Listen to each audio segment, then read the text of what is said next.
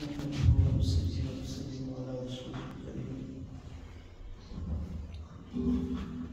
بعد أعوذ بالله من الشيطان الرجيم بسم الله الرحمن الرحيم ومن آياته أن خلق لكم من أنفسكم أزواجا لتسكنوا إليها وجعل بينكم مودة ورحمة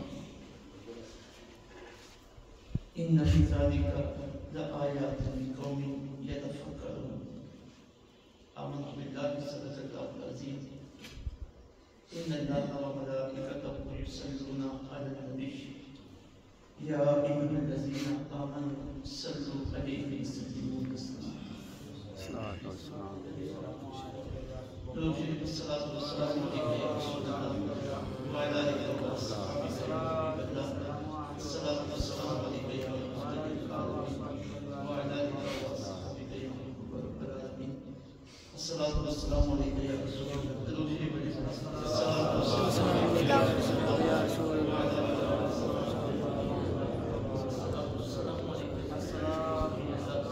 وعلى آلك وأصحابك يا رب العالمين رب اشرح لي صدري ويسر لي أمري واحلل عقدة من لساني يفقهوا قولي معزز محترم حاضرین سامعین السلام علیکم ورحمۃ اللہ وبرکاتہ۔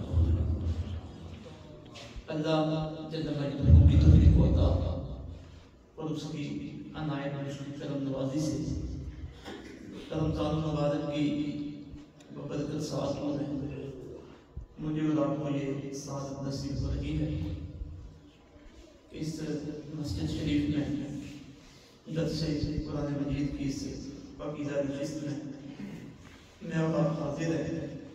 بارگاہ خداوندی میں دعا ہے مالک مولا ہم سب کی حاضری اعتبار کا قبول فرمائے۔ کل محترم بھائی رحمان صاحب الفضال صاحب نے محترم قاری ثناء اللہ صاحب ڈاکٹر محمد الطاف صاحب کا پیغام پہنچایا ہے۔ اللہ رب العزت نے پہنچنے کی توفیق عطا فرمائی۔ چند لمحات میں کوشش کروں گا قرآن مجید نے آداب معاشرت کے حوالے سے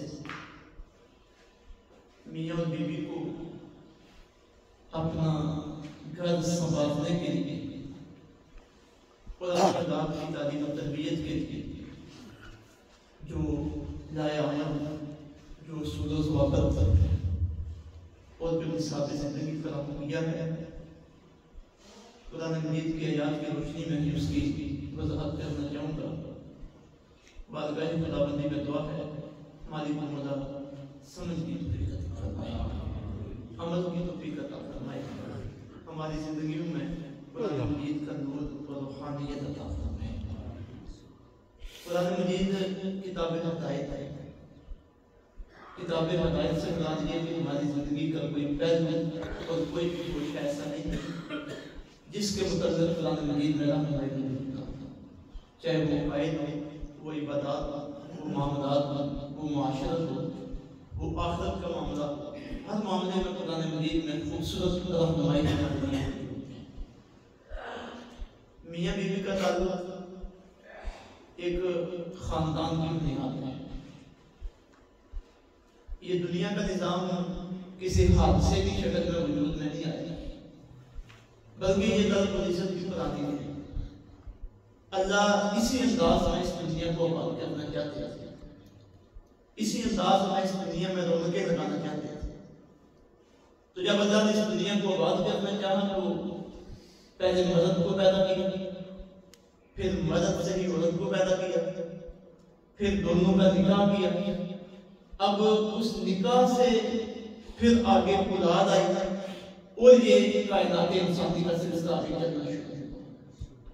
یہ بات سب سے پہلے اپنے ذہن میں رکھنی چاہیے کہ یہ تعلق میاں بیوی کا اور خاندان کا نظام یہ فائدہ نہیں ہے، یہ حادثاتی نہیں ہے، بلکہ یہ اللہ رب العزت کی ایک خاص قرآن ہے اور نسل انسانی کو آگے بڑھانے کا ایک ذریعہ ہے۔ کیا ہم دیکھتے نہیں ہیں کہ ایک مرد اور عورت ان کی شادی ہوتی ہے، اولاد ہوتی ہے، اپنی اولاد کے لیے وہ محنت مشقت کرتے ہیں، گھر بناتے ہیں، ان کے لیے آرام سکون کو سہولت کا محنت اور مشقت کر کے انتظام کرتے ہیں۔ جب ان کی اولاد خود آگے چلنے کے قابل ہوتی ہے وہ دنیا سے چلی جاتی ہے، ایسے نہیں جاتا، ایک نسل آتی ہے دوسری چلی جاتی ہے، پھر اگلی آتی ہے تیسری چلی جاتی ہے۔ تو یہ اللہ رب العزت کا ایک نظام ہے جو میاں اور بیوی کے ذریعے چلتا ہے۔ قرآن مجید سورہ روم میں آیت نمبر 21 کے اندر اللہ رب العزت نے اس کی بنیاد کا ذکر کیا، فرمایا وَمِنْ آیَاتِهِ، اور اللہ رب العزت کی نشانیوں میں سے یہ بھی ہے، کس کی نشانیوں میں سے؟ کس کی نشانیوں میں سے؟ اب دیکھیے میاں بیوی کے تعلق کو اللہ رب العزت نے اپنی طرف منسوخ کی کہ یہ خاندان، یہ میاں بیوی کا تعلق یہ کوئی عام چیز نہیں ہے، فرمایا یہ اللہ کی نشانیوں میں سے، اس کے ذریعے تم اللہ تک پہنچ سکتے ہو، اللہ کو پہچان سکتے ہو۔ وَمِنْ آیَاتِهِ، اور یہ بھی اللہ کی نشانیوں میں سے ہے، أَنْ خَلَقَ لَكُم مِّنْ أَنفُسِكُمْ أَزْوَاجًا، کہ اللہ نے تمہارے اندر سے تمہاری بیویوں کو پیدا کیا۔ مرد اور عورت دونوں ملتے ہیں تو آگے اولاد آتی ہے، اس اولاد میں بچے بھی ہوتے ہیں، اس اولاد میں بچیاں بھی ہوتی ہیں، تو یہ ملنے سے سارے سلسلے چل جائیں گے۔ تو فرمایا وَمِنْ آیَاتِهِ أَنْ خَلَقَ لَكُم مِّنْ أَنفُسِكُمْ أَزْوَاجًا، اللہ کی نشانیوں میں سے یہ بھی ہے کہ اللہ نے تمہارے اندر سے تمہاری بیویوں کو پیدا کیا۔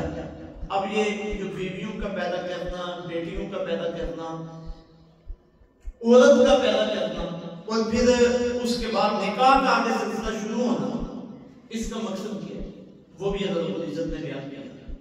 فرمایا وَجَعَلَ بَيْنَكُمْ مَوَدَّةً وَرَحْمَةً، اللہ نے اس تعلق کو تمہارے لیے محبت کی بنیاد بنایا۔ کس کی بنیاد بنایا؟ محبت کی بنیاد بنایا، ورحمہ، اور رحمت کی بنیاد بنایا۔ اور ایک مقام پہ ارشاد گرامی ہے لِتَسْكُنُوا إِلَيْهَا، تمہارے اندر سے تمہارے لیے بیویاں پیدا کی، لِتَسْكُنُوا إِلَيْهَا، تاکہ تم ان سے سکون حاصل کرو، امن حاصل کرو۔ پھر آگے ارشاد فرمایا إِنَّ فِي ذَلِكَ لَآيَاتٍ لِقَوْمٍ يَتَفَكَّرُونَ، بے شک یہ جو پیغام اللہ کا ہمارے سامنے ہے، فرمایا اس میں نشانی ہے ان لوگوں کے لیے جو غور و فکر کرنے والے، غور و فکر کرنے والے اس کائنات کے نظام ہیں۔ تو یہ جو بنیادی آیت ہے اس سے پتہ چلا کہ میاں بیوی کا جو تعلق ہے یہ سکون کا تعلق ہے۔ کس کا تعلق ہے؟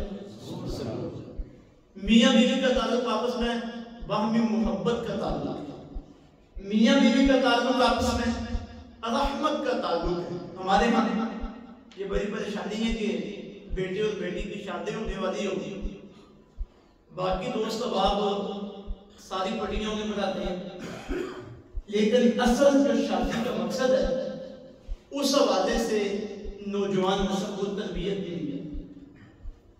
شادی کے بعد میاں اور بیوی نے گزارا کیسے کرنا ہے، کیسے معاملات کو لے کے چلنا ہے، ان کی ہمارے ہاں تربیت نہیں، اور نہ ہی کبھی کسی نے توجہ دی ہے کہ یہ بھی کوئی شعبہ ہے، اس میں بھی تعلیم کی ضرورت ہے، اس میں بھی تربیت کی ضرورت ہے۔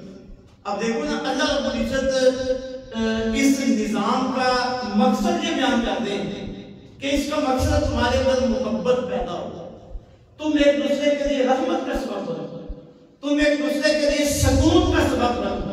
اب ہم نے اپنے گھروں میں دیکھا جن لوگوں کی شادیاں ہوئی اور جن لوگوں کی شادیاں ہونے والی جو ابھی بچے ہیں آگے اس سٹیج پہ ان میں پہنچنا ہے، کیا شادی کے بعد گھروں میں سکون موجود ہے؟ کیا شادی کے بعد گھروں میں پیار اور محبت کا ماحول موجود ہے؟ کیا شادی کے بعد گھروں میں رحمت کا ماحول موجود ہے؟ اگر یہ چیزیں گھروں کے اندر موجود ہیں تو پھر سمجھو کہ اللہ رب العزت نے خاندان کے نظام کی جو پلاننگ بنائی تھی ہم اس کے تحت چلتے ہیں۔ اگر یہ چیزیں نہیں ہیں تو پھر پھر ہم ابھی تک اللہ رب العزت کے نظام کے تحت آ سکے نہیں۔ جب گھر میں رحمت ہوتی ہے، میاں اور بیوی کی وجہ سے گھر میں سکون ہوتا ہے، میاں اور بیوی کے تعلقات آپس میں اچھے ہوتے ہیں، وہ ایک دوسرے کے حقوق ادا کرتے ہیں اور خوبصورتی کے ساتھ زندگی بسر کرتے ہیں، یہی اثر ان کا آنے والی نسل پہ ہوتا ہے، ان کے بیٹوں پہ ہوتا ہے، ان کی بیٹیوں پہ ہوتا ہے۔ پھر جب وہ عملی زندگی میں آتے ہیں، آگے پھر وہ ان کے طریقے کو فالو کرتے ہیں، اسی طرح خوبصورتی کے ساتھ یہ نظام آگے چلتا رہتا ہے۔ گھر کے اندر میاں بیوی کا لڑائی جھگڑا، نوک جھوک اور ایک دوسرے کے ساتھ غم، ایک دوسرے کے ساتھ غصہ، حسد، جلن، یہ وہ چیزیں جو فطرت خداوندی کے خلاف۔ میاں اور بیوی کا تعلق اللہ نے اس لیے قائم نہیں کیا کہ وہ آپس میں جھگڑتے ہیں، میاں اور بیوی کا تعلق اللہ نے اس لیے قائم نہیں کیا کہ ان کے گھر سے ایک دوسرے کی مخالفت ہی ختم نہ ہو، میاں اور بیوی کا اللہ رب العزت کے تعلق اس لیے قائم نہیں کیا کہ میاں بیوی کی عزت کو اچھا دے اور بیوی اپنے میاں کی عزت کو اچھا دے، اس کا یہ مقصد نہیں ہے۔ دیکھو انسان ہے، اللہ رب العزت نے انسان کی فطرت میں سکون کی طلب رکھی، اللہ نے انسان کی فطرت میں امن کی، محبت کی طلب رکھی ہے۔ جب میاں اور بیوی آپس میں ملتے ہیں اور اس طریقے کے ساتھ ملتے ہیں جو اللہ رب العزت نے اپنی کتاب میں بیان کیا ہے، تو ان کی یہ ساری خواہشات پوری ہوتی ہیں، سکون کی طرف پوری ہوتی ہے، امن کی طرف پوری ہوتی ہے، آرام کی طرف پوری ہوتی ہے۔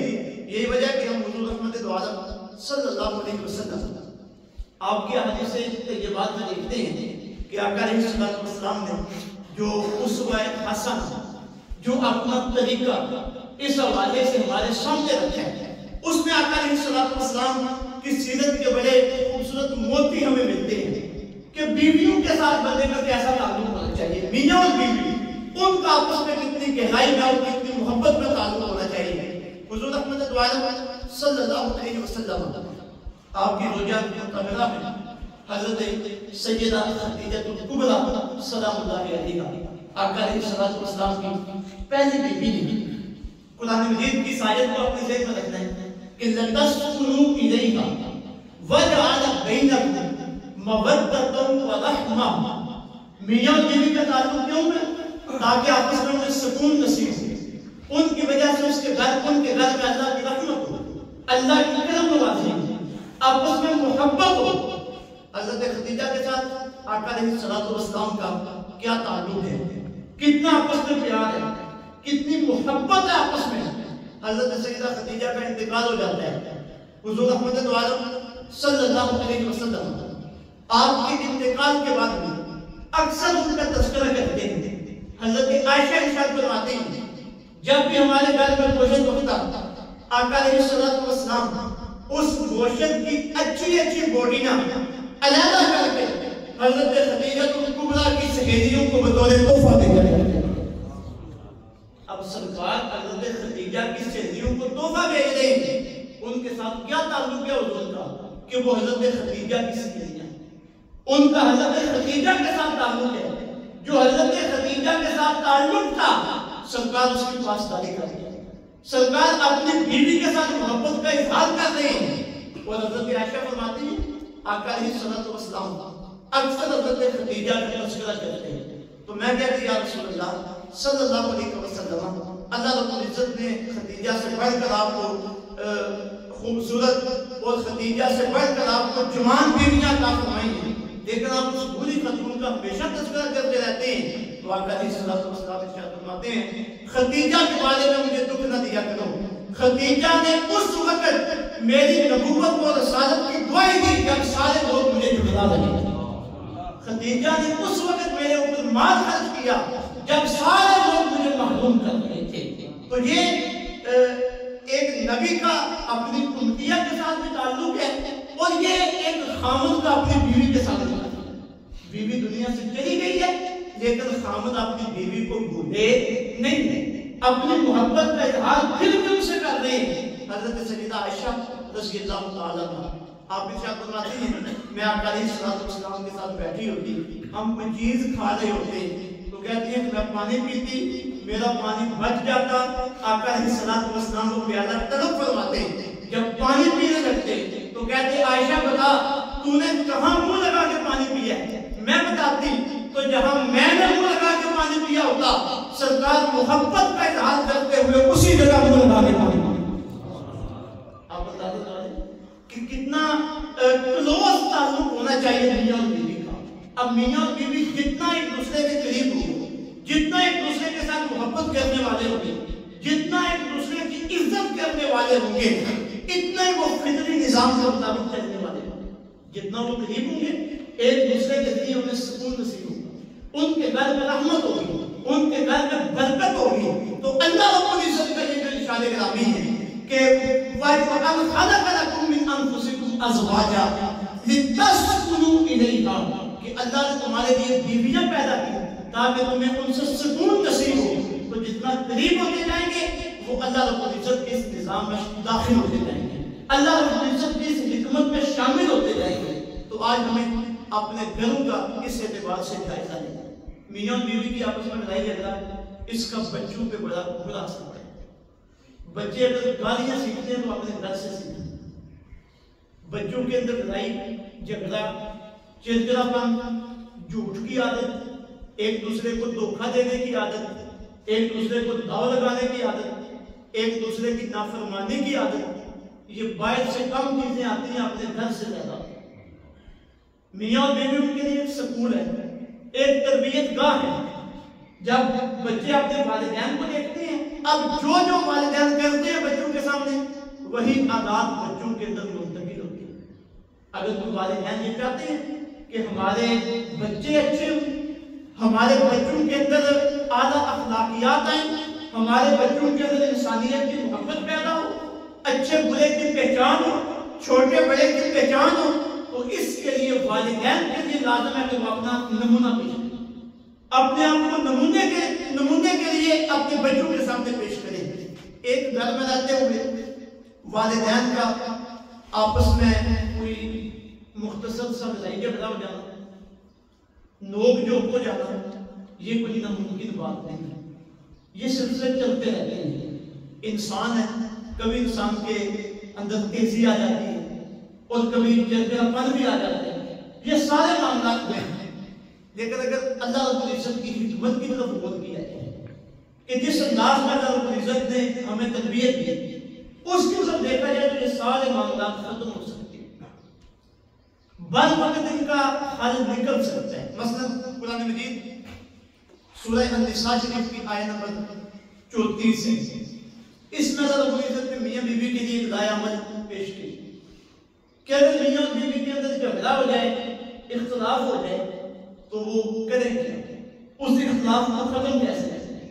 اور بلکہ اس سے بھی پہلے اللہ رب العزت نے خصوصی طور پر مردوں کو ایک ہدایت عمل دی, مردوں کی ذمہ داری کی ہے کہ تمہارا کردار, تمہاری سوچ اور تمہارا گھر میں کنٹرول اور گھر کا نظم و ضبط کرانا اس طرح کا ہونا چاہیے کہ تمہارے گھر میں اختلاف پیدا ہونے کی نوبت ہی نہ ہو.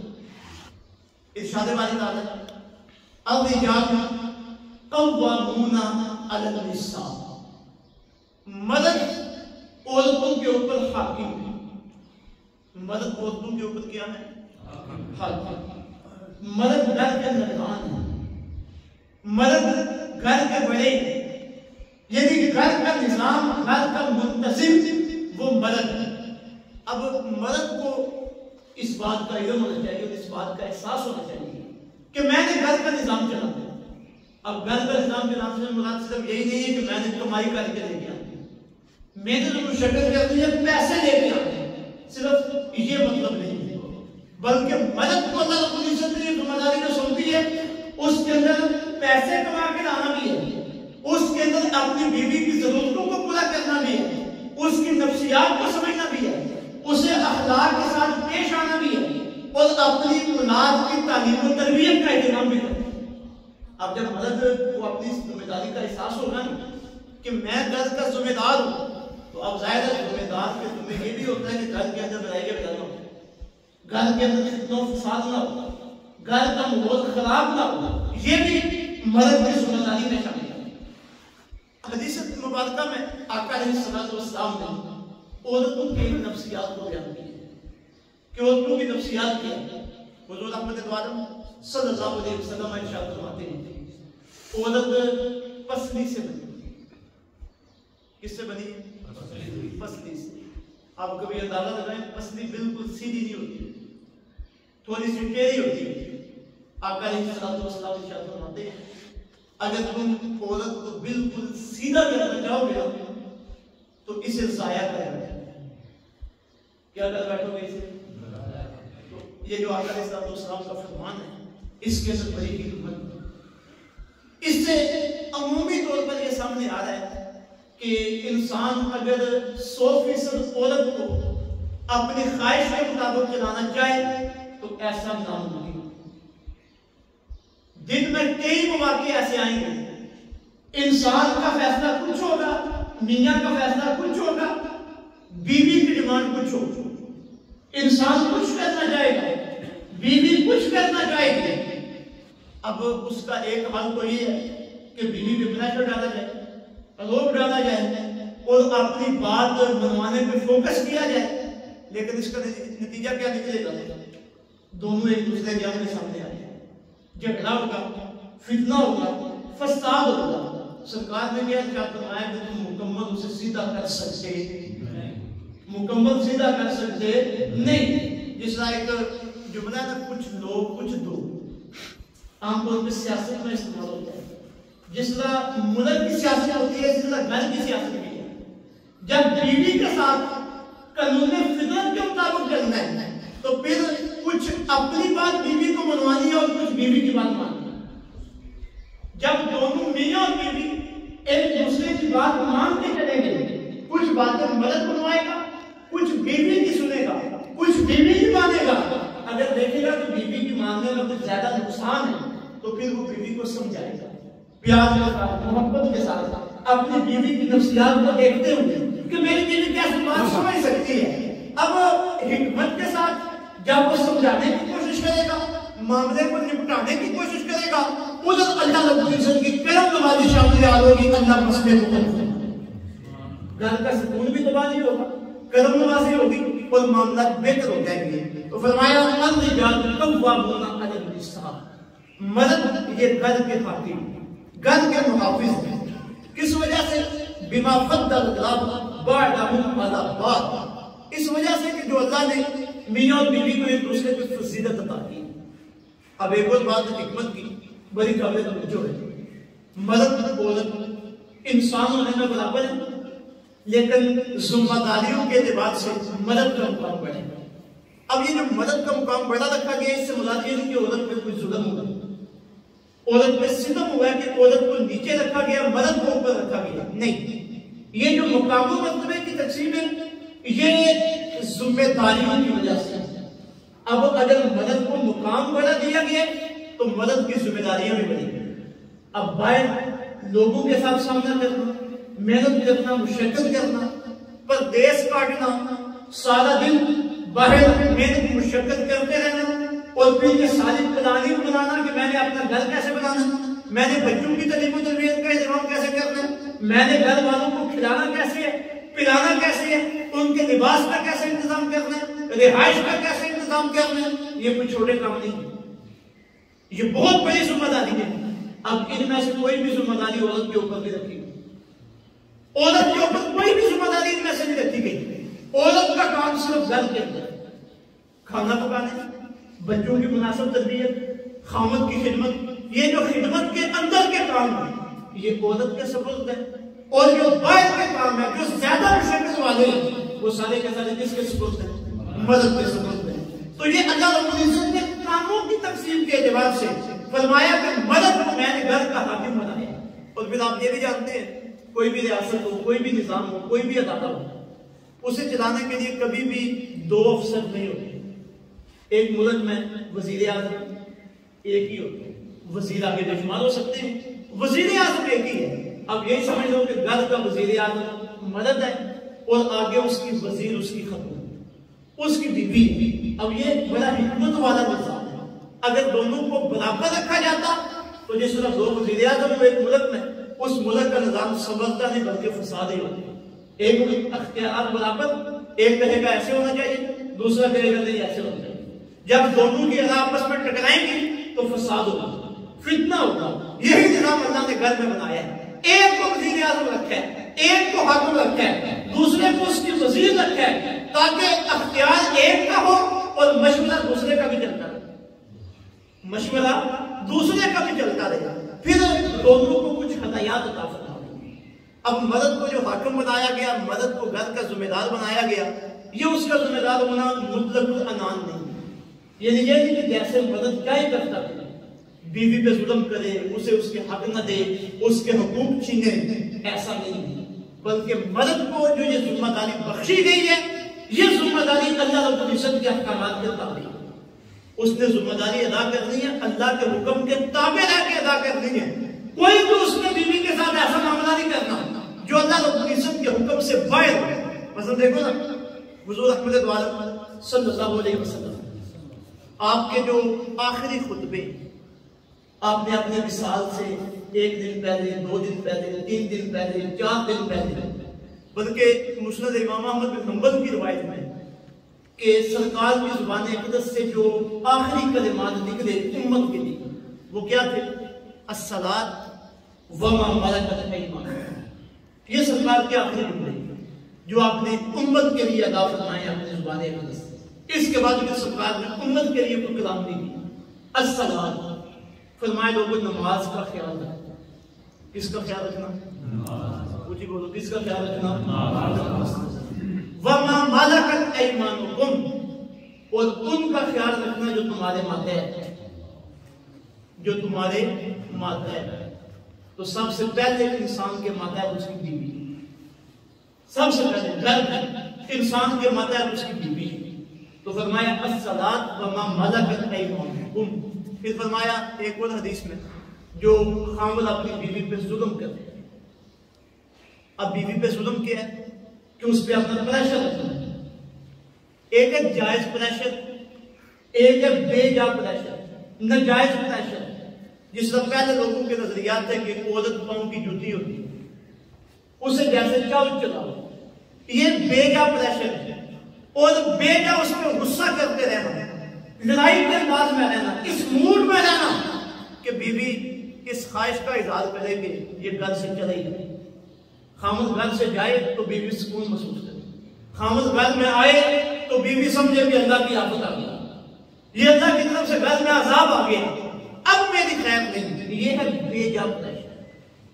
تو آقا علیہ الصلوۃ والسلام ارشاد فرماتے ہیں، جو بندہ جو خامد اپنی بیوی کے حقوق پامال کرتا، اپنی بیوی کے ساتھ ظلم کرتا رہا، کل اللہ رب العزت کی بارگاہ میں ایسے آئے گا کہ اس کی کمر تیزی ہوگی، جس طرح کبا آدمی نہیں ہوتا۔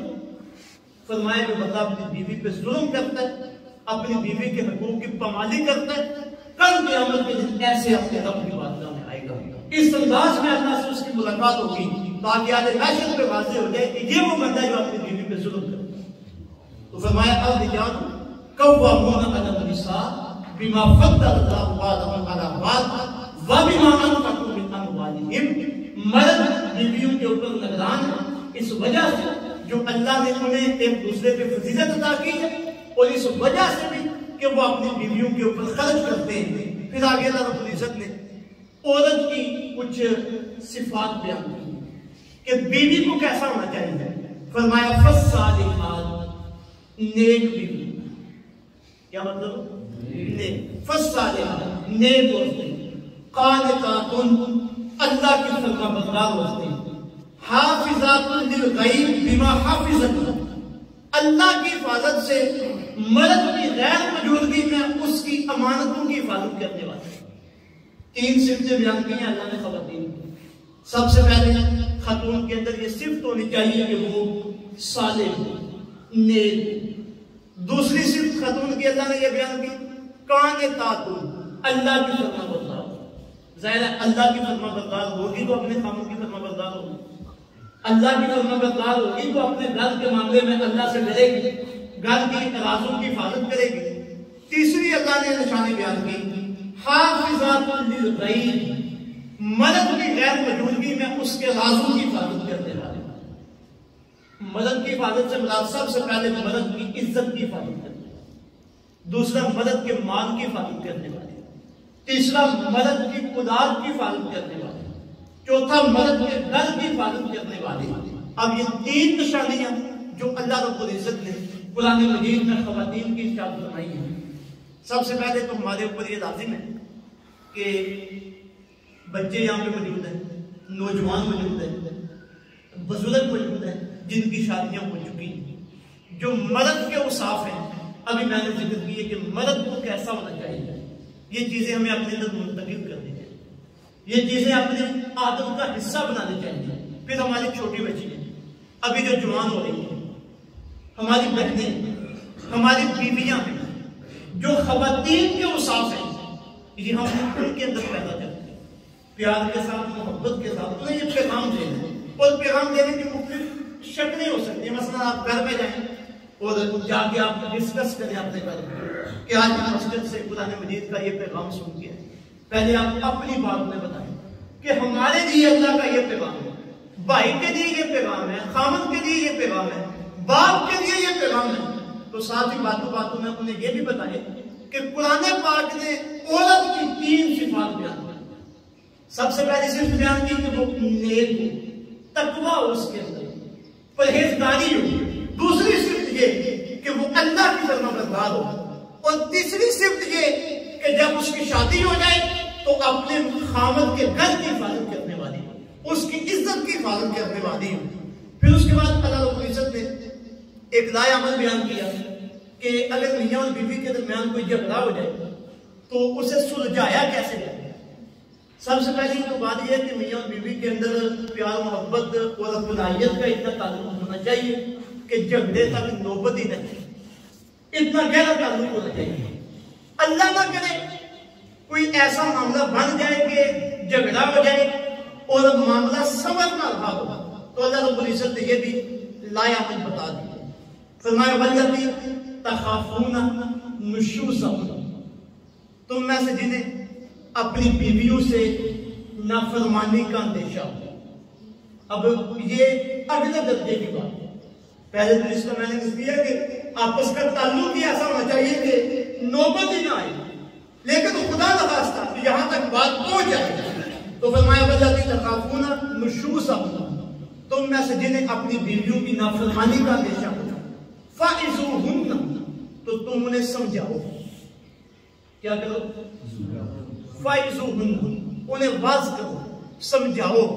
جب اللہ رب العزت فرما رہے ہیں انہیں سمجھاؤ تو پتہ چلا بیویوں کو پاس بٹھا کے لاڈ کے ساتھ سمجھانا یہ کوئی فضول کام نہیں، فضول کام نہیں۔ فوری پہلی بیوی کی بات سن کے فوری غصہ کر جانا یہ قانون فطرت کے خلاف ہے۔ پہلے اسے دیکھو وہ کر کیا رہی ہے، اس کا مطالبہ کیا ہے، ٹھنڈے دل کے ساتھ اس کی بات سنو، اسے سمجھاؤ۔ اللہ فرماتا ہے فَائِزُوهُنَّ، اسے سمجھاؤ۔ اگر سمجھانے کے باوجود بھی معاملہ نہ سمجھ سکے، اب سمجھانے کے لیے آپ سیانے لوگ ہیں بڑے طریقے، خود سمجھانا، اگر خود سمجھانے سے معاملہ نہ بنے تو کسی بڑے کو کہنا، اپنے والدین میں سے، اس کے والدین میں سے، اس کے خاندان کے کسی فرد کو کہنا کہ تو اسے سمجھا۔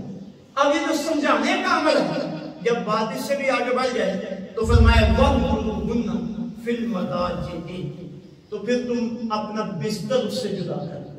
مراد کیا کہ گھر کے اندر اس سے بول چال ختم کر دو۔ اب یہ وہ بول چال نہیں ہے جو اللہ نے منع کی کہ 3 دن سے زیادہ کسی کے ساتھ راز دے رہے، اس سے مراد یہ نہیں، یہ میاں بیوی کا علیحدہ ہونا ہے۔ فرمایا اگر پھر بھی بات نہ بنے تو کیا کرو، اپنی بیوی سے اپنے بستر کو جدا کر دو۔ مطلب یہ کہ گھر میں اس کے ساتھ بول چال نہ رکھو۔ اب بیوی ہے اور یہ نفسیات کے اعتبار سے بڑی نازک ہے۔ اب ایک دن گزرے گا، 2 دن گزریں گے، 3 دن گزریں گے، جب دیکھے گی کہ میرے خامد مجھ سے بات نہیں کر رہے، میرے خامد مجھ سے ناراض ہو گئے ہیں، تو مرد کی نسبت بیوی کمزور دے، بیوی جلدی اپنے خامد کی اس جدائی کو محسوس کرتی ہے اور برداشت نہیں کر سکتی۔ تو اللہ رب العزت نے کتنا حکمت بڑا جملہ ارشاد فرمایا کہ تم بول چال ختم کر دو اور اپنے گھر کے اندر علیحدگی اختیار کر لو۔ جب تم یہ کرو گے، یہ دوسرا سٹیج ہے، تو اس جب یہ معاملہ ہو جائے گا اللہ کی کرم نوازی ہوگی، اللہ دلوں کو پھیر دے، کوئی قربت کا راستہ نکل آئے گا۔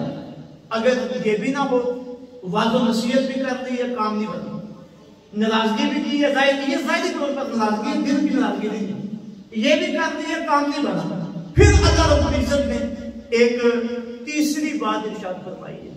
یہ آخری بات ہے، لیکن ہمارے ہاں اس بات کو پہلی بات سمجھا جاتا ہے۔ قرآن سے ہماری دوری ہے، احادیث سے ہماری دوری ہے، تعلیم و تربیت سے دوری ہے، ہمارے ہاں اس بات کو پہلی بات سمجھا جاتا ہے۔ بیوی ناراض ہوئی نہیں، جوتا اتار کے اسے ماشاء اللہ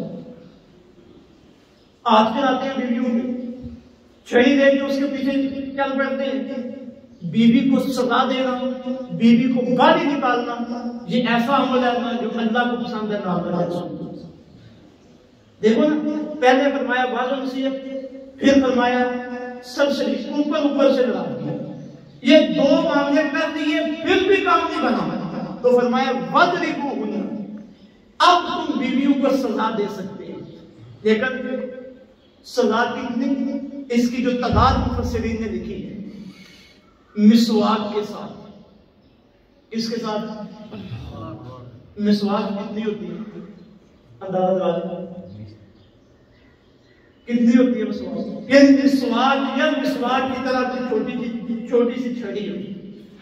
اب قرآن کا پیغام دیکھیے اور ہمارے جو معاشرے میں رویے ہیں انہیں دیکھیے۔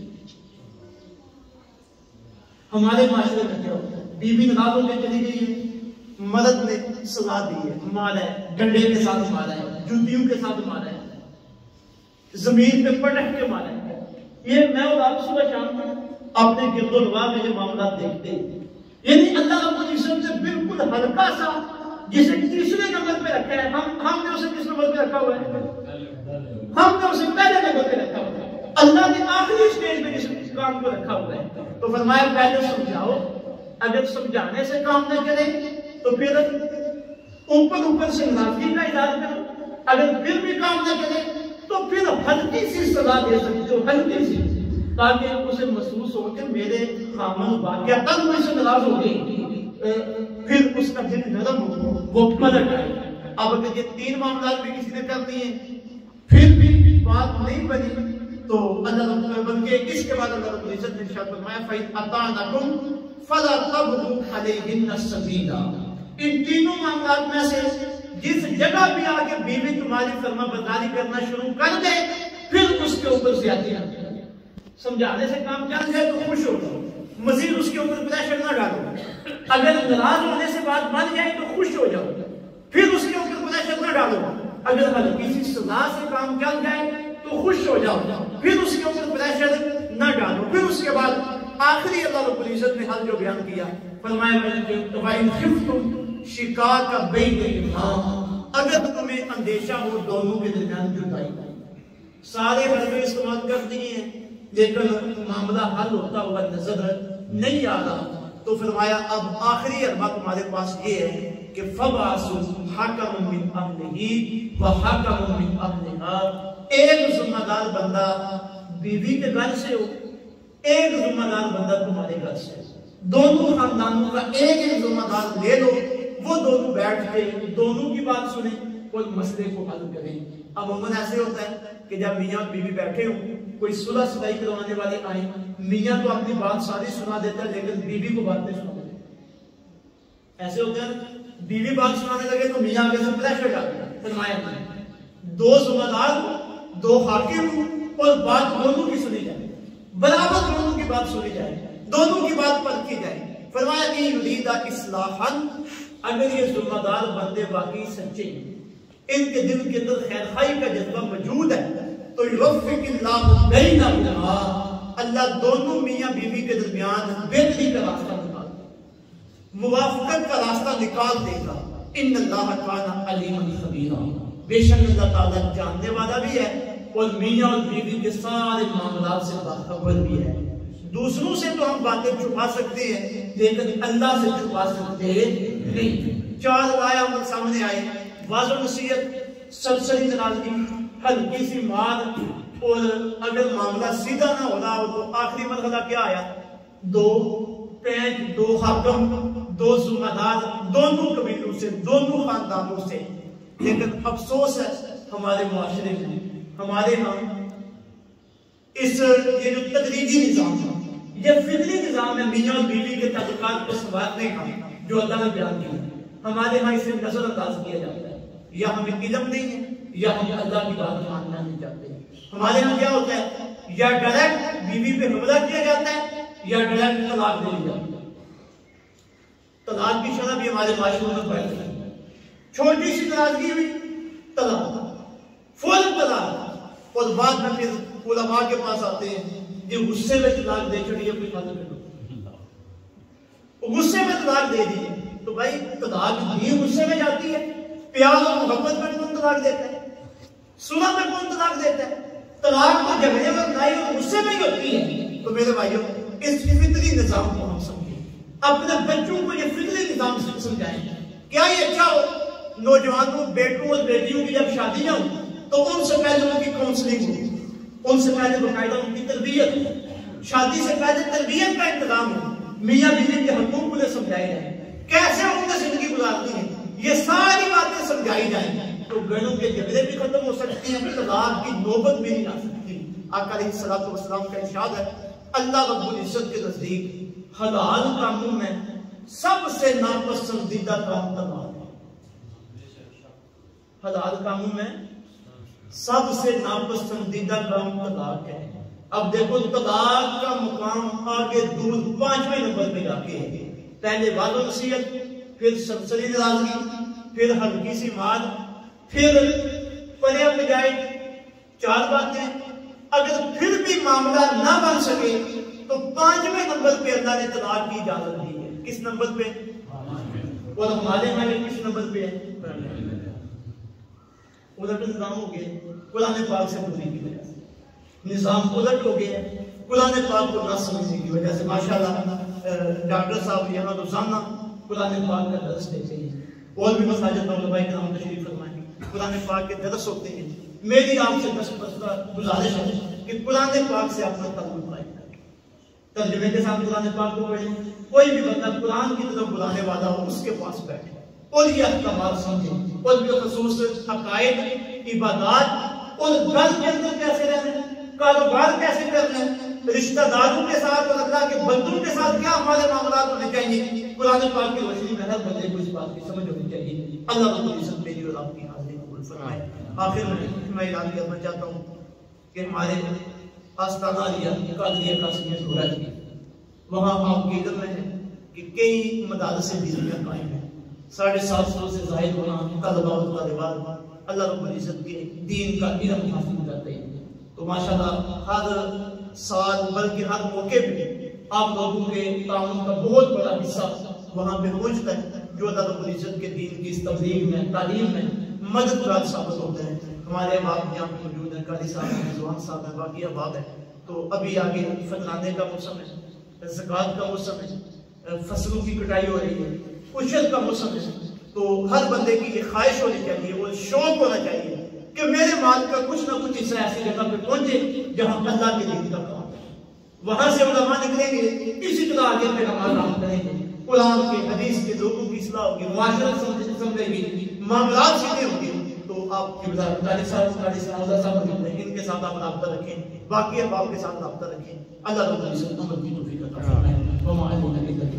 بسم اللہ الرحمن الرحیم اللهم صل على سيدنا محمد وعلى ال سيدنا محمد وسلم رمضان المبارک کی برکت سے آپ سے زیادہ فائدہ اٹھانے کی توفیق عطا فرما. اپنے کرم نوازے ہم سب کے شامل حال فرما. قرآن مجید کا دعوے معاشرت کے حوالے سے جو حصہ ہم نے سننے اور سمجھنے کی کوشش کی ہماری مولا ہمیں اس پہ پیرا ہونے کی توفیق عطا فرما. کرم نوازے ہمارے گھروں کے اندر برکتیں عطا فرما ہمارے گھروں کے اندر سکون عطا فرما. اپنے نظام فطرت کے مطابق ہمیں اپنے معاملات چلانے کی توفیق عطا فرما. اس پورے علاقے میں اپنا فضل و کرم فرما. جتنے بھی بچے نوجوان بزرگ علماء احباب یہاں پہ حاضر ہونے والے سب کی حاضری کا فرما. صلی اللہ تعالی علیہ وسلم.